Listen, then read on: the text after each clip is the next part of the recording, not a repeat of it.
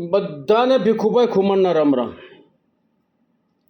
હું જ્યારે નાનો હતો ને ભણતો હતો ને ત્યારે એક કવિતા આવતી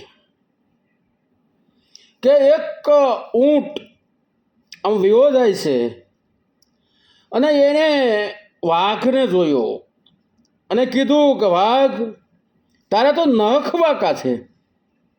ત્યાંથી આગળ હાલ્યો તો પોપટ જોયો એટલે એણે કીધું પોપટ તારી તો સાંસ વાંકી છે.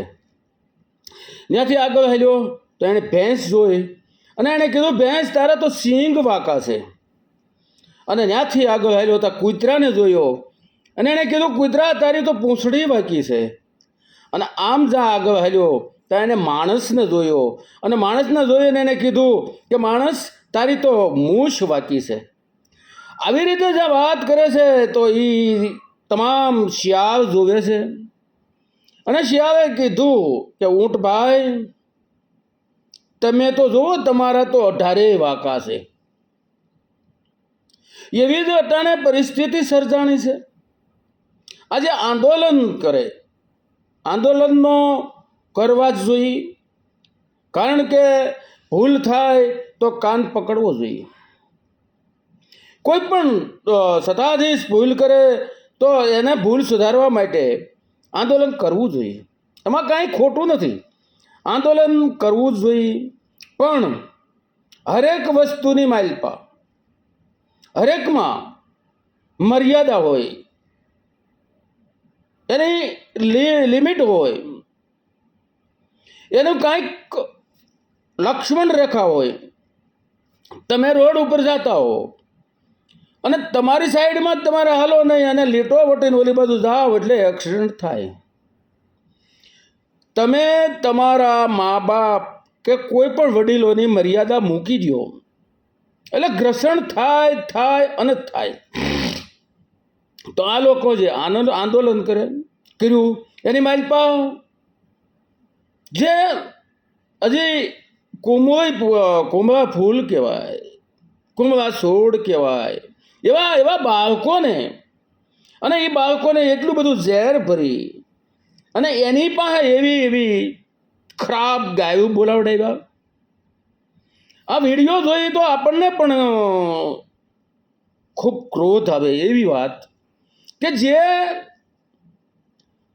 સારો માણસ બોલી ન કે એવા શબ્દો, એવી દીકરીઓને મોટે અને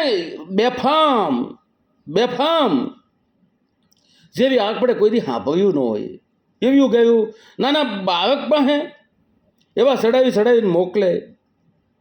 અને પાછી કેવી કે જે આ દેશનો પ્રથમ નાગરિક, જે આ દેશનો વડોપ્રધાન, જેને આ દેશના લોકોએ બહુમતીથી એને વડાપ્રધાન બનાવ્યા છે, એવા સભ્ય એણે જે આ વિરોધ કરનારા લોકોએ તમે એને વડાપ્રધાન નથી બનાવ્યા, એને લોકોએ બનાવ્યા છે. અને એને નહીં પણ એની માતૃશ્રી કે જેઓનું અવસાન થઈ ગયું છે, જેને કાંઈ રાજકારણ હવે લેવા દેવા નથી, એને રાજકારણને કાંઈ લાગે વળગે નહીં, એવી માને બે કટકા ગાયું દેવ્યું અને એ ગાયું શીખવાડીને છોકરાઓને મોકલે અને છોકરા ગાયું બોલે અને આ પાછા તાળિયું પાડે. આને આંદોલન કહેવાય? આ તો એક પ્રકારની દેશની માઇલપા ગમે એમ કરીને અંધાધૂંધ કરવાની વાત થઈ. આંદોલન કરવા ગયા તો ત્યાં કેરિયલ ભરી અને પથ્થરો અને પાછા માલપા સૂત્રસાર કેવા પુકારવાના કે મોદી તારી કબર ખોદે ગયે, देश तेरा भागला होगा, भारत तेरा भागला होगा, अल्लाह का नाम होगा. આને પરીક્ષણ શું લાગે વળગે? આ સૂત્રનું પરીક્ષણ શું લાગે વળગે? આવા સૂત્ર બોલે અને છોકરાઓને લઈ અને જે પોલીસ પાર્ટી ઉપર પથ્થરમારો કરવો,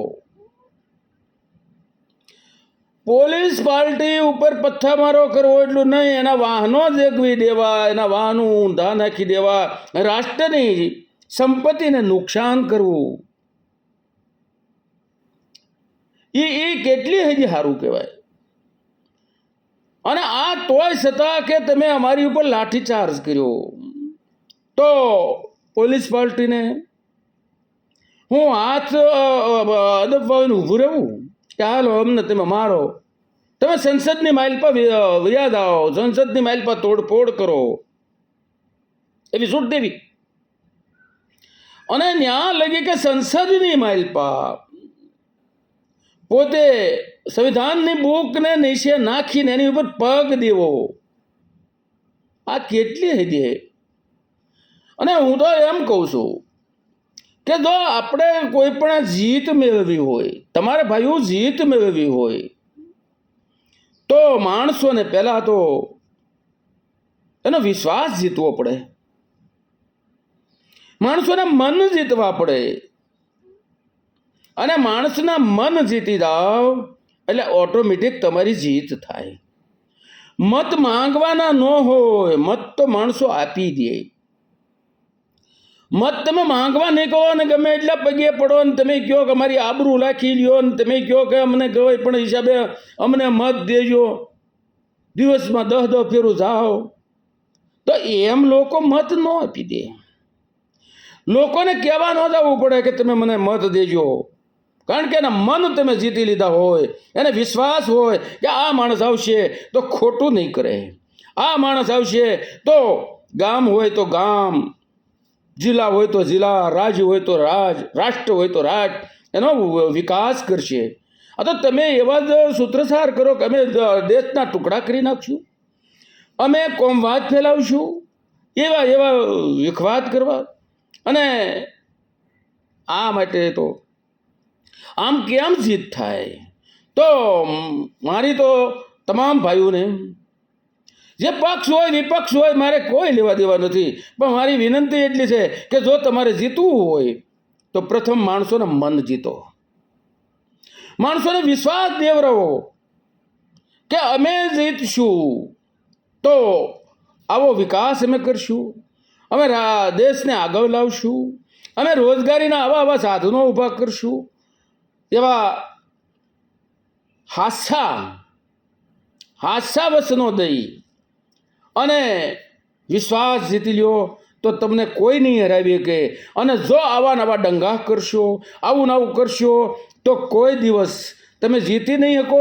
અને જે તમારી ભેગા છે એ લોકોના પણ મન ધોવાઈ જાય કે ઓ આવું કરવાનું, આપણે આને મત દેવા, અને આને મત દીધા પછી આ કરશે હું.